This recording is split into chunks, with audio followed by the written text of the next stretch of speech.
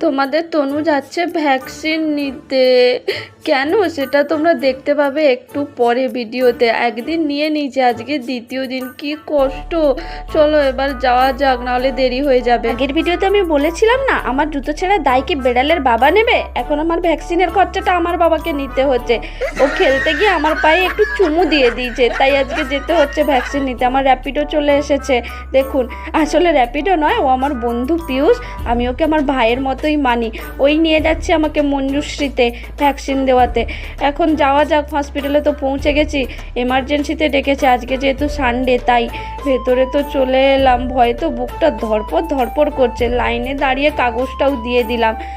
যখন দিল গাইস, তখন তো ব্যথা হয়নি, কিছুই মনে হয়নি। তারপর আস্তে আস্তে করে কনকন কনকন করা শুরু করে দিয়েছে। আর আমি জীবনে বেড়ালের কাছে যাব না। আবার যদি আমাকে চুমু দিয়ে দেয়